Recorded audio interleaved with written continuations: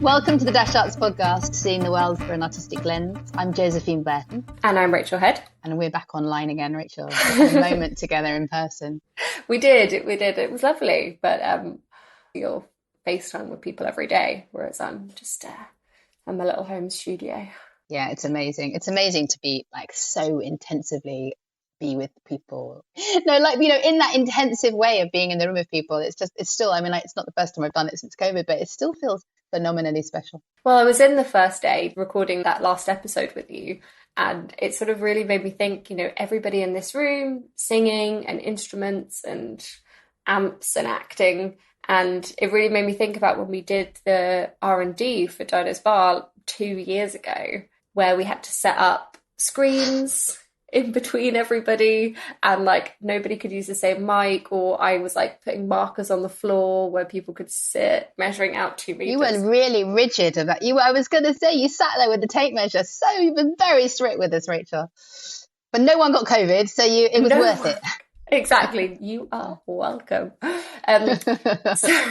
So we're back, and this episode was going to be a sort of reflection on the Didos Bar journey specifically, with yourself and with Hattie Naylor, who is the writer, the incredible writer of Didos Bar. And I started thinking about actually just the process of the choices you make when you're trying to tell a story are really interesting, and how to tell a good story sort of narratively and theatrically, I thought would be really interesting to touch on. So I guess one of the first questions I wanted to ask is why you find storytelling important in your work. I mean, it's what you do. It's the company you created. It is at the heart of everything that we do, whether that's, I suppose, musical storytelling or physical storytelling, and occasionally with dance. It is at the heart of the work. And the process at Dash is generally that we begin a journey. We go out and we meet people and we listen for amazing stories. And I spent a lot of time listening to people, asking questions, sitting there, absorbing, learning a lot, ideally traveling in that way that you can sort of being somewhere where you're not completely at your ease. You kind of tend to listen more and be more alert to ideas and more sensitive to your surroundings. That's my own experience anyway. But like even further back, why did you decide to start a company like that focused on finding these stories and immersing themselves in these stories and then creating work around it? That's not how all theatre companies work, or arts companies. Curiosity.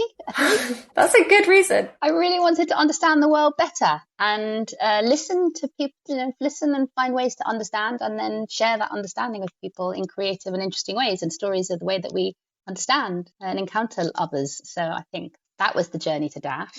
It was an evolution. I mean, I created it with Tim, who we've listened to, Tim Supple, who we've listened to recently on the podcast, and he and I came for different reasons, and we formed Dash together, and it became an evolving and amorphous organisation for many years before it settled.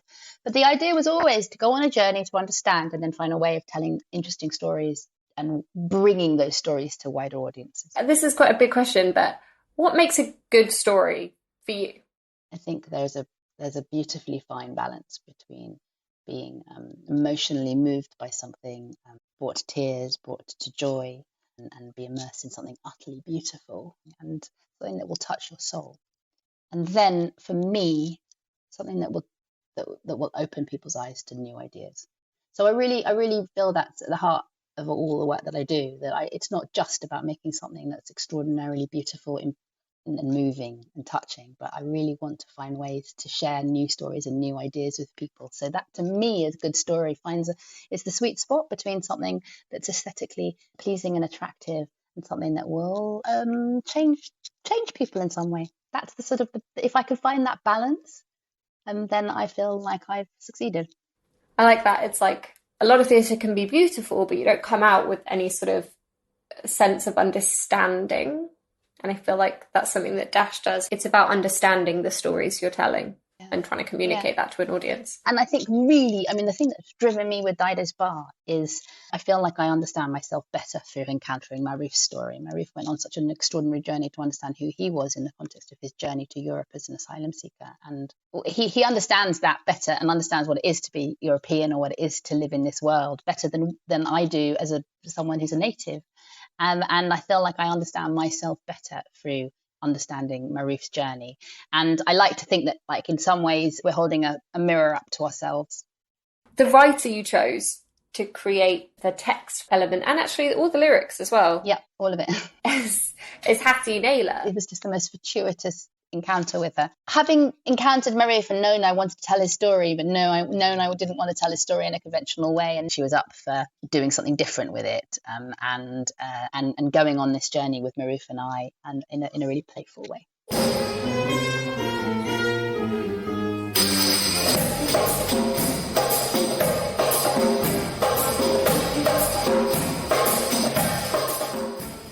Hattie Naylor is an award-winning writer and scriptwriter whom Dash had the good fortune to work with on Didos Bar. She also teaches scriptwriting, so when I got the chance to talk to her, I asked her about how Didos Bar sits in the body of her own work, and for some tips and tricks on how to tell a really good story. I was going to ask you, like, how you got into writing. Like, when did you decide you wanted to be a writer? Because it's like not an easy call to make. It was sort of by accident, because I really struggled at school. I went to a large comprehensive and didn't do very well. And then dyslexia wasn't diagnosed, which is sort of wrong with the way I read and absorb information. And it's an asset, I think, when you get older. I think there are loads of writers, and particularly visual artists, that have dyslexia. I think it's because it means you have to think about the world in a slightly different way. And actually, your relationship with language is quite complicated, because it takes you a long time to be able to formulate and understand words, let alone read them and absorb what they really mean. And your cognitive patterns are sort of disrupted by dyslexia, which means then you come in understanding the world in a slightly different way. And I think that's what often makes an artist, is somebody that's seeing something from a slightly different angle. So now it's an asset, and I wouldn't want to ever have been without it. But it also, I think, when I look over the work that I've done over the years, it's nearly all, as is this project, to do with otherness and people that are outside of the norm, and people that don't feel they quite fit in, which is also a human condition. I think all of us feel, so many of us feel, we don't quite fit into the world. But I think if you have any sort of disability, you always feel that you're slightly out of sync. If I can generalize about that, I know I certainly do, which means the work then has a pattern. I think every single play I've ever written is to do with somebody outside and not accepted in. And I think that is related to the dyslexia, and also my experiences through education, which was to do with dyslexics are often sort of bright and stupid in the room, because they understand one aspect of what's going on, but perhaps not the other aspect. And because education, particularly more so now, is so rigid, you fail and fail and fail. So I had absolutely no reason to believe that I could be a writer. So I did painting, which again is quite common amongst dyslexics. I did a visual art degree. And then halfway through the degree, I went to quite a prestigious art college in London. I went to the Slade. Halfway through the degree, I got sort of very frustrated, I think, by the art market and what I would need to do if I really wanted to be a professional painter when I finished. And I also realised I wanted to be able to say things, and say things specifically, which you can only really do, I would argue, with language, or certainly language helps that if you want to make social comment. So I started doing sort of performance-based live art, if you like, with text within it. And from that, I sort of started writing properly. And it very quickly became apparent that was the art form I was sort of best at, really, I suppose. That's what I carried on doing. And so when you say writing for you enables you to sort of make social comment, like, how does that feed into your storytelling? Is your work always telling a story that is social commentary? If you're a professional scriptwriter, then a lot of people come to you with ideas. So, Josephine Burton, our director, a wonderful director, came to me with this idea of doing a version of the Aeneid. And I'd already done a version for Radio 3, quite a traditional version in many ways. The thing that I think attracted both of us to it, and this also relates to Maruf, who's our composer on the project, was that it's to do with Dido and Aeneas, the refugees. So you're immediately talking about people that are outside, and that becomes something that we can then work into a contemporary story and be relevant now, and both of them also escaped across the Mediterranean, which of course has traditionally been a route of escape historically for thousands of years for people. So all of that seemed to blend into that. But I don't know if I ever take a project which doesn't have that angle to it. And even if it doesn't, I find a way of working that in. Obviously, it's quite, I think Josephine and I and Ruth are all interested in adapting the Aeneid for the same reason. So recently I did a children's play for the Polka Theatre, sort of slightly inspired by The Night Before Christmas, that poem. So a very different project, the project we're doing now. And I wanted to do a story about a little girl that's having a bad Christmas because her mum's not there. We never really know why she's not there. And again, it became to do with it became in the end about outsiders, which of course children do really, really relate to as well. And all she ever wanted was a reindeer, and she goes to sleep on Christmas Eve and wakes up and there's a reindeer, but a reindeer with a real attitude in her flat, who is refusing to be part of Santa's sleigh that year because he's fed up of being at the back. So again, it's to do with how you're marginalised. And I suppose it was also sort of in reference to COVID as well, because the mum's not there and we don't know why she isn't. So I would find a way always, probably, even if you come to me with an idea of making sure that, not making sure, but trying to find a way of developing the project in which the excluded or the marginalised in some way are part of that conversation. And fundamentally, I think plays are about the human condition, and we're all trying to explain and look at the human condition from many different aspects when you're doing a piece of theatre. Anything that helps us understand people more, I would argue, makes for a better world. And I think that's what a lot of playwrights are trying to do. So for you, what makes a good story? What are the elements of something that make a good story? Certainly in film, I teach film quite a lot, screenwriting, which is slightly different from teaching theatre. In film, you want to depict the sort of classic interpretation of how you write a really good film, is that you learn from that film how you transcend some of the great difficulties in life. And that's probably a rule you could apply to most pieces of really good theatre, that they are arguably, and again, this is debatable, sort of teaching tools in the broadest sense of the word when you're writing a play, I would say. What makes a good story is something also that we don't quite know. So you try and infuse that story with surprises. You also need to create worlds that have parameters that we believe in. That can be one of the hardest things. Didos Bar is an example of that. I think what we're trying to achieve in that is sort of has an experimental element within it, which makes it a really interesting project, because you are trying to create two worlds in one place. You want the audience to believe that we're in a bar, but also believe that you're watching private conversations inside the bar at the same time, and it's immersive. The audience have to buy those two separate worlds.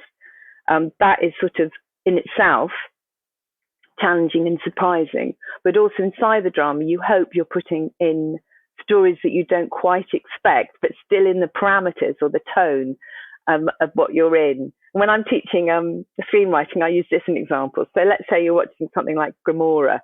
You're watching a really gritty Italian thriller set in the gangster lands of I think it's set in Naples, isn't it? I think Gomorrah.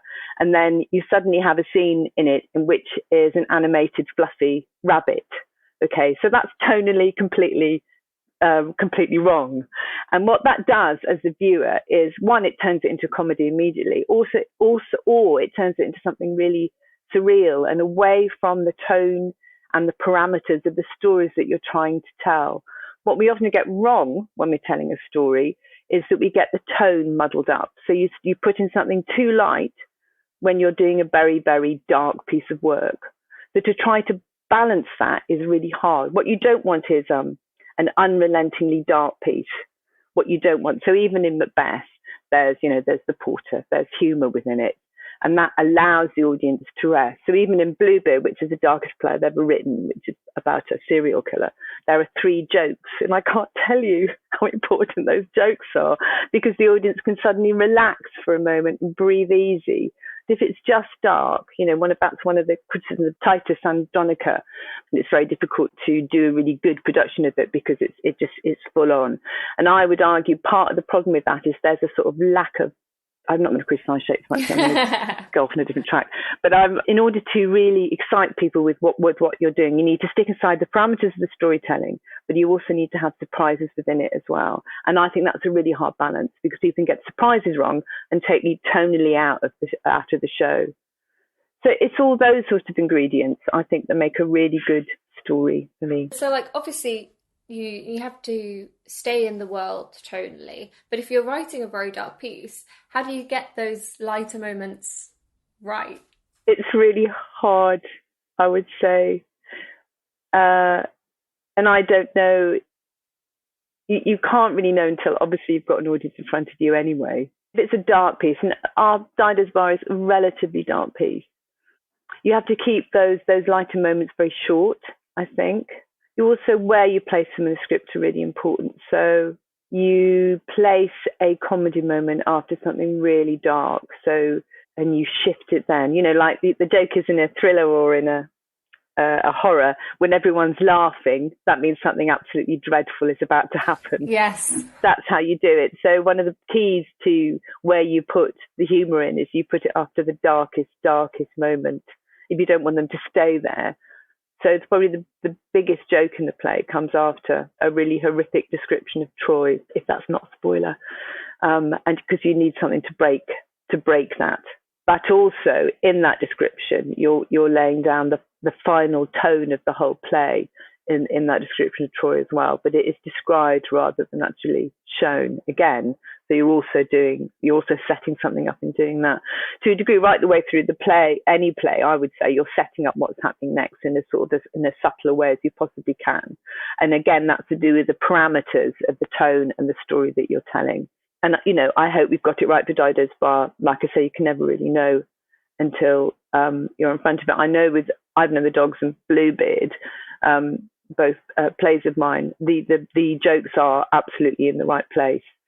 Yeah, absolutely in the right place, and you really, really need them so the audience can breathe easy just for a moment before you move on, because they're both very, very tragic stories. So with Didos, you say, stories of great plays help you sort of transcend the difficulties of life a bit. How does Dido relate to that? Well, you have options, isn't it? So Dido and Aeneas is, we have depicted it fundamentally as a tragedy. Of course, in the original story, Aeneas and his descendants go on to found Rome.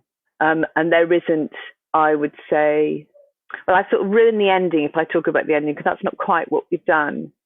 I think we wanted to, as much as possible, show the likely story of what a huge majority of people seeking asylum experience.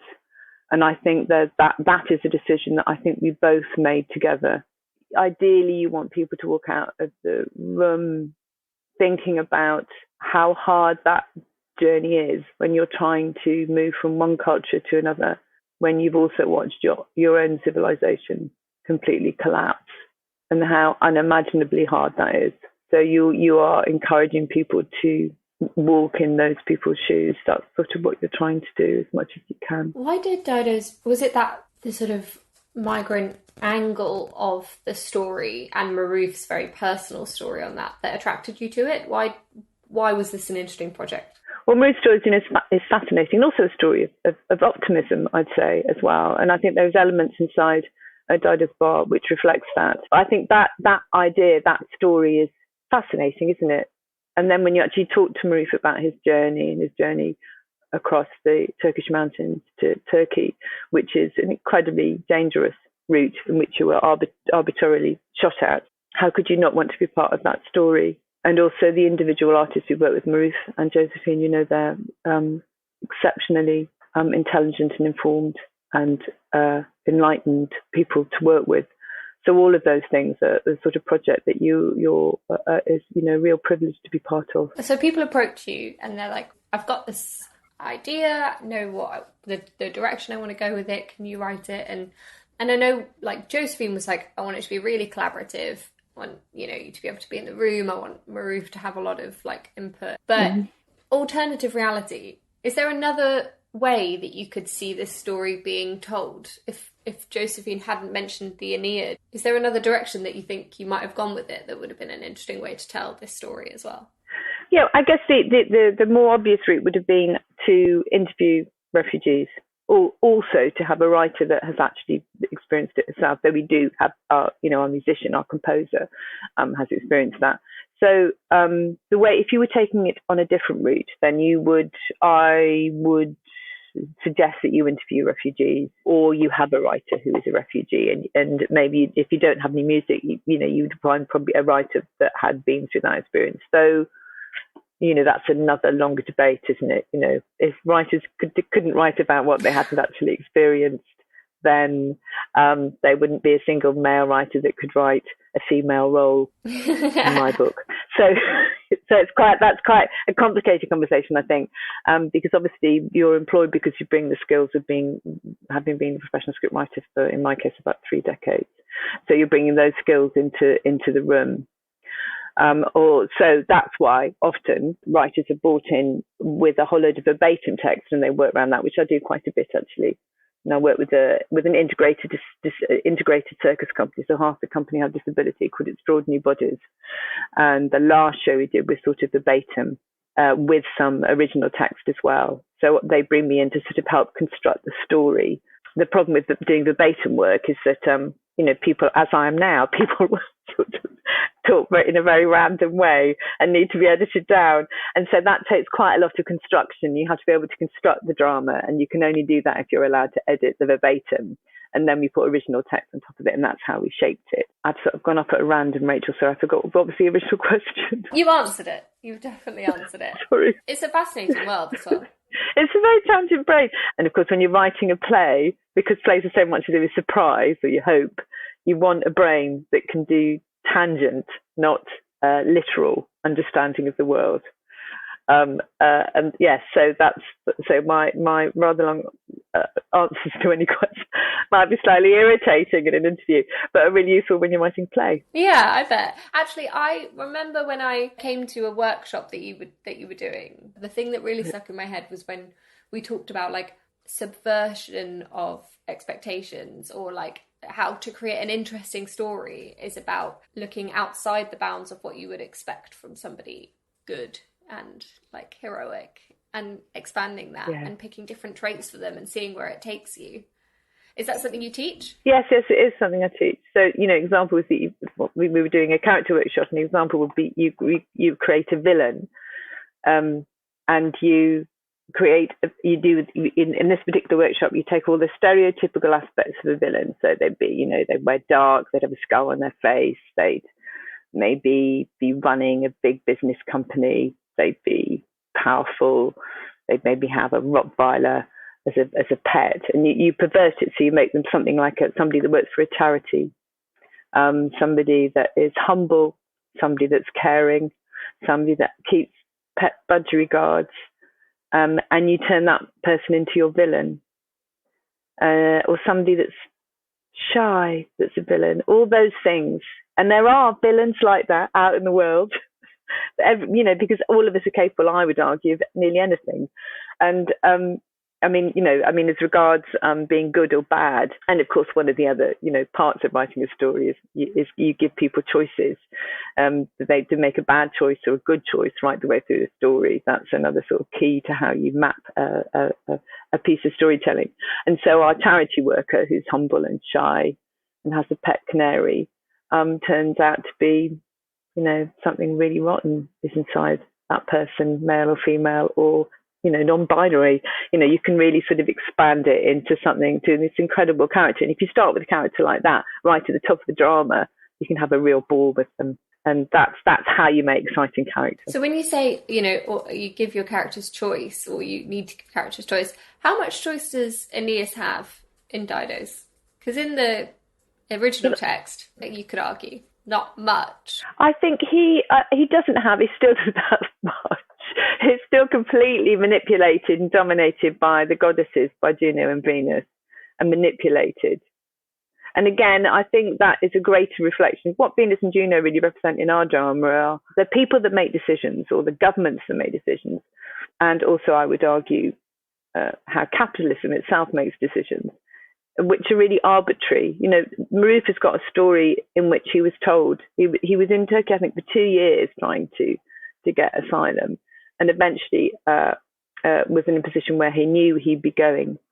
And he was told, I think quite a few months, he was under the impression he was going to Norway, so started learning Norwegian.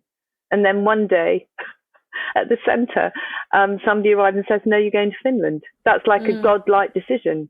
That's just saying, we're going to put you there. No, we're going to just put you over there, actually. We've just decided you're just going over there. And I think the play does reflect that Aeneas is sort of just pushed around. And he could there's one decision or maybe two decisions that he could have changed maybe where he's going, but he's just pushed around, which is a common experience of people seeking asylum, where you've got this non-negotiable power above you, quite often a government, that isn't listening to you.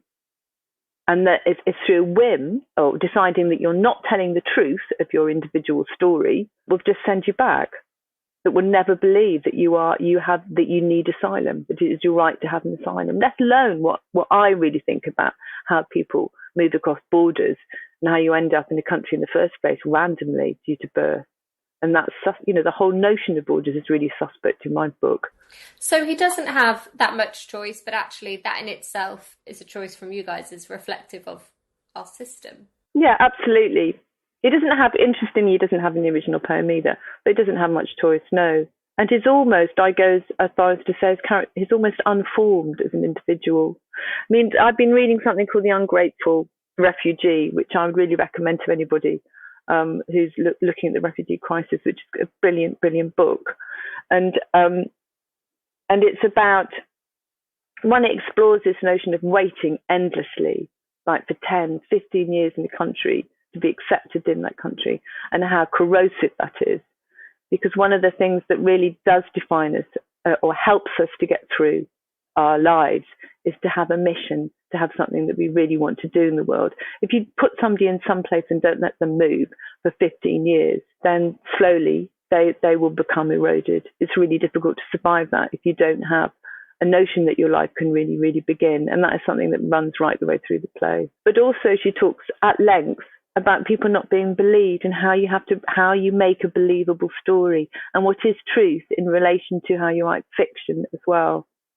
What we think is truthful and what we think is untruthful. And in order to convince a government that you need asylum, you have to have a story that's watertight, that will be believed.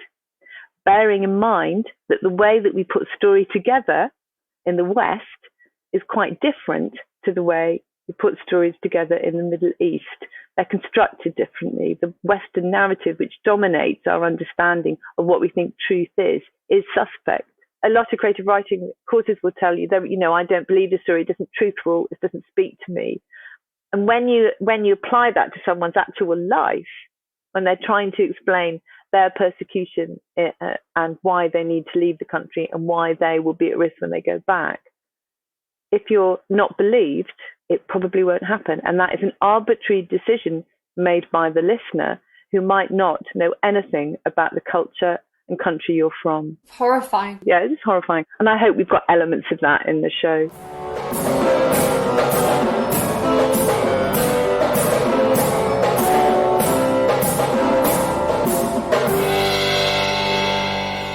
So the decision, Maruf is a musician, so presumably the decision to include music was something that came straight off the bat.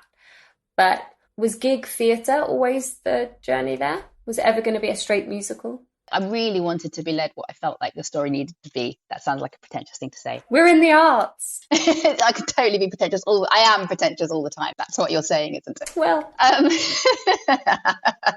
That well was very loaded, Rachel. I think I didn't go in knowing any of the answers. That's the honest response. I felt that I wanted to... I knew because we were weaving on top, we were sort of intermeshing Maruf's own personal story as a musician and the Aeneid. One way that we would do that would be to move away from these epic battles of this kind of classical world into something that would be more music-led, and where we could sort of think about our warrior as being a sort of soul musician who was the sole inheritor of a musical tradition, and then showed up in town as a performer looking to sort of assimilate in a new world. That was kind of clear fairly swiftly that was what we needed to do. I don't think I knew the expression gig theatre. I mean, but along the way, someone said to me it's a bit like gig theatre, and it was sort of an encounter for me, and I'm not sure I'm completely enamored by that as an expression anyway. The form sort of found itself was partly because we needed to create this environment where Maruf could be a musician, and therefore all the artists that he encountered along the way would ideally also live in that world. Be also like Turnus, his great musical rival, would be the local boy. Dido, because she's also a refugee, she was also going to be a great musical star, so she'd need to be a musician. So we were already starting to think about, we've got this kind of cast of characters who are all artists. That's sort of one thing. And then the other side of it all is at Dash, since about 2014, we've been creating these immersive worlds. I think it was the combination of me thinking, like, how do I build, how do we do this? How do we create a piece of theatre for a world? And then this encounter with Maruf and thinking, actually, we need to build an environment where he can be a performer. And that was the sort of the meshing of it came together to think about, let's create this immersive experience where the audience and the performers are all part of the community. And our audiences will become complicit in the world that will bring Aeneas and Dido to life. And there are many brilliant immersive theatres out there in the world where often you're behind a mask or you're not seen. It's really essential for our show and for the work that we do at Dash that the audiences are as important for the community as the performers. And in fact, today in the rehearsal room, we got a couple of dances that we do with the audiences, and we were just working out how to bring the audiences in for a dance and enable them to feel comfortable joining the performers and dancing around the room. That sounds like so much fun. I can't wait to be pulled into a dance that I'm not sure about at first, and then I get into, which is very much how all my experiences have been going to Dash stuff. I'm like, I'm not actually, I think I probably, and then I'm in it and I'm like, da, da, da, da. Is it always having a gilla? Yeah, in my head it is. I've got no rhythm, so everyone's just doing the same one. You mentioned immersive work has become incredibly popular, but obviously it has its pitfalls, and I think like the way that Dash has grown the immersive worlds that it has is organically and with care. And I think that it's quite hard when you don't come at it that way, through that long journey, which lots of companies haven't had the time or experience to, and have tried to do it, and there are lots of pitfalls to it. What are the challenges? What have been the challenges of sort of trying to make this particular world immersive? Oh gosh, there are so many. I mean, generally enough time with the actors and the participants and the volunteers, and in our case, actually the front of house staff and the bar staff, to give them the space to understand how they need to own the space. They need to be up for having those improvising conversations, feel relaxed enough to be comfortable in their own, in their home, which they own, to welcome people in and see them and ask them questions. That's one thought. I think for me, it's massively about being playful with it. Whenever Latitude was a brilliant learning experience for us, Latitude Festival, because you just meet so many different kinds of people, and people would walk into our dacha and they would be so up for play. I mean, we'd find ourselves half an hour later having a conversation, like a half an hour conversation with people about, the Tsar, and we're up for the experience of talking to our actors and often like totally blindsiding them with their knowledge. And then other people would come into the thing and just say, oh, well, I heard I could get a cup of tea, and can I just come and get a quick cup of tea before I go and see something down the road? And they didn't want to play at all. And I think as a performer or as a volunteer, I think you just learn how to meet people in the place where they're comfortable. So sometimes people are really up for having deep and meaningful conversations about politics. And some people just want to just say, do you mind if I just get a cup of tea? And so the playfulness with which we tackle that world, and that you can't be too strict about it, is really important. And we'll bring that into our community, that some people will just want to say, really sorry, I'm really not a refugee. I just live down the road and someone gave me a flyer and someone said you should come. So I don't know what you're talking about. And we will have to cope with that and say, great, welcome. You're going to see this brilliant gig, fantastic musicians. So there is, I think, the sort of meeting people and hearing them, that's a sort of another thing. World building and being playful with it. So I guess I'm learning all the time still. And focus is really important. Yeah, 100%. Has it been difficult, keeping a story sort of like going and still keeping it playful, that is such a heavy, difficult topic still for a lot of people to talk to, and a lot of theatre going communities to engage with? The demographic of people that go to theatre aren't always people that engage with this, with the refugee crisis. Has that been an interesting thing that you've had to deal with? Yeah, I was thinking about it last week because I was working with a fight coordinator, and we brought a fight coordinator into the room, and there will be some violence in the show.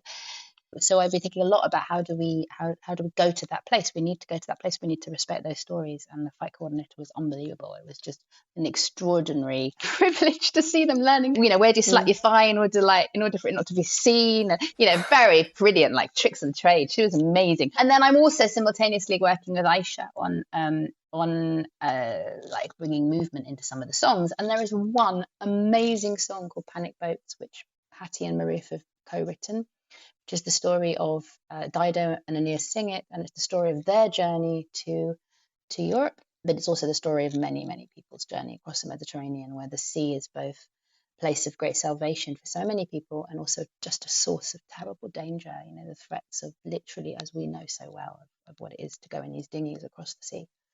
It's quite a long song, it's quite a beautiful song. It's very physical in some ways. Embedded in the song, there's like storytelling and amazing rhythms. And I really been grappling with like where to go with that song, like how much to stage it, how much to sort of bring narrative into the movement of that song. And I just reached this decision that it would just be wrong, somewhat like disrespectful is not quite the word, but it wouldn't be true to the extraordinary personal experiences of so many people if I simply just found a way to dramatize that. It would just not touch the sheer horror of the experience. We're just singing the song, we're just hearing the lyrics, we're singing the song, and we're in that space, but in a much more simple, stripped back way, because I think it's very, very hard to touch this material with integrity and authenticity. We're very lucky to have Maroof as part of the piece and actually be performing on stage. He grounds us and he provides us a bit of backbone. It is very hard to do, and to do it right, and to do it well. A huge thank you to Josephine Burton and Hattie Naylor for speaking with me today. The book Hattie was discussing was The Ungrateful Refugee by Naylor, which is a beautiful read. Didos Bar is open, performing at Royal Docks The Factory until the 14th of October. After that it goes to Manchester, Leicester, Portsmouth and finishes in Oxford. If you've enjoyed the Dash Arts podcast, please rate and review us. And to play us out today, we have the beautiful song Panic Boats, spoken about by Josephine in the podcast. I'm Rachel Head. Thank you for listening.